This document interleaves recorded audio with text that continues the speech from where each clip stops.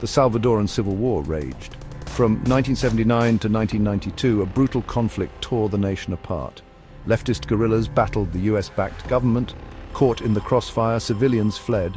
Millions became refugees. Many sought safety beyond their borders, their destination, the United States. They dreamt of peace. They yearned for a better life. Instead, they found themselves thrust into another kind of battleground. The journey north was perilous. Many didn't make it. Those who did often arrived with nothing but the clothes on their backs. Traumatized and disoriented, they sought refuge in communities of their own. Little did they know their hardships were far from over.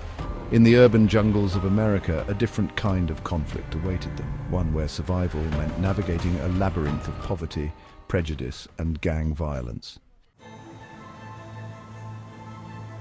Los Angeles in the 1980s was a city of stark contrasts.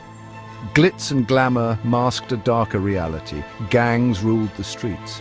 Turf wars fueled a cycle of violence. Into this volatile mix came the Salvadoran refugees. They arrived in neighborhoods already grappling with poverty and social unrest. These areas, neglected and marginalized, were breeding grounds for gangs. The newcomers, desperate for a place to belong, faced hostility. Established gangs like the Mexican Mafia, EME, and Barrio 18 saw them as easy prey. They were young, vulnerable, and unfamiliar with the rules of the streets. Preyed upon and extorted, the Salvadoran youths had a choice: succumb or resist. They chose the latter. Uniting for protection, they formed their own gang. They called themselves Mara Salvatrucha. MS-13 was born. Mara Salvatrucha. The name itself echoed their roots. Mara, a term for a group of ants, signified their unity.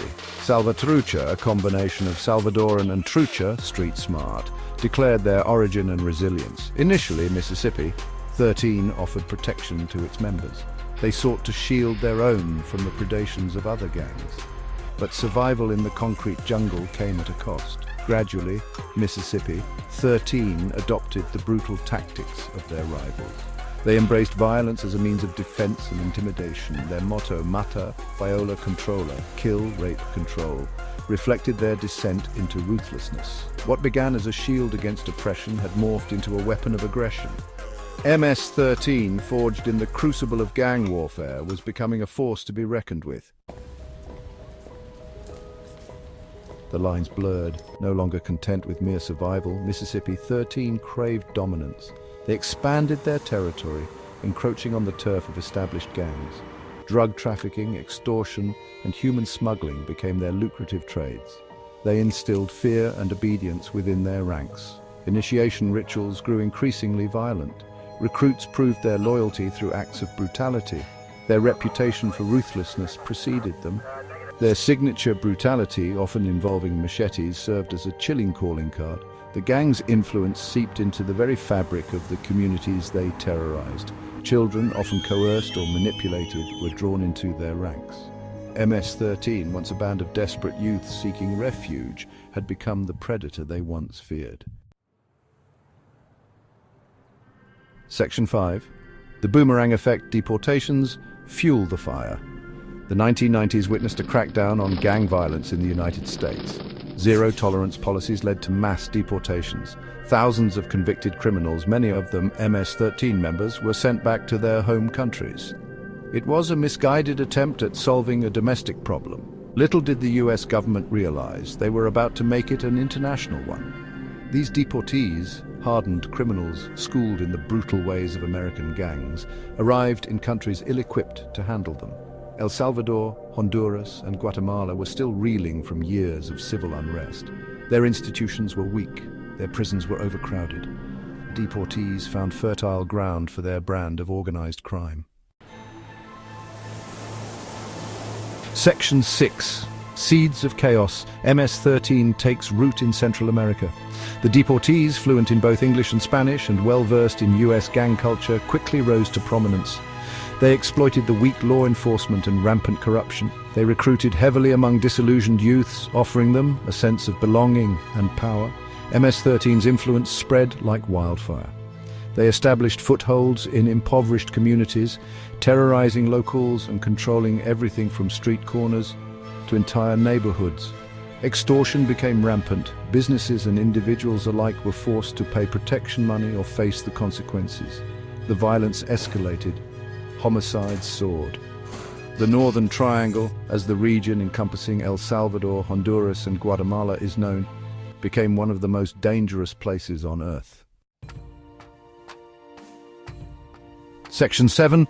Reign of Terror, Violence, the gang's trademark Mata, Viola, Controller. These three words, etched on the blades of their machetes and carved into the flesh of their victims, embodied the reign of terror unleashed by MS-13. Theirs was a culture of brutality, where violence was not just a means to an end, but an end in itself. Their methods were designed to shock and awe. Beheadings, dismemberments, and public displays of violence were commonplace. They targeted not only rival gang members, but also anyone who dared defy them. Police officers, journalists, witnesses, and innocent civilians. Their message was clear: defiance would be met with swift and brutal retribution. Section 8. Beyond Borders, the making of a transnational criminal enterprise. MS-13's tentacles, once confined to the streets of Los Angeles, now stretched across borders. They established sophisticated smuggling networks, moving drugs, weapons, and people between Central America and the United States. They exploited the porous borders of the Northern Triangle, using their knowledge of the terrain and their connections with corrupt officials to their advantage.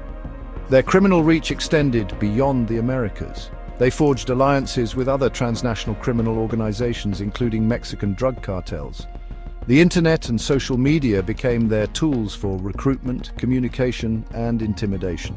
MS-13, once a local street gang, had evolved into a sophisticated transnational criminal enterprise, posing a significant threat to regional stability and global security. Section 9. A legacy of violence, the enduring shadow of MS-13. The rise of MS-13 is a cautionary tale of unintended consequences. A gang, born out of the ashes of one conflict, was fueled by the policies of another. Their story is a stark reminder of the human cost of violence, displacement, and social inequality. Decades after their emergence, Mississippi 13 continues to cast a long shadow. Their legacy of violence and terror continues to plague communities in Central America and the United States. Eradicating them requires a multifaceted approach, addressing the root causes of gang violence, poverty, lack of opportunity, and the breakdown of social institutions. Until then, the cycle of violence will continue, claiming countless innocent lives and perpetuating the reign of terror unleashed by Salvatrucha.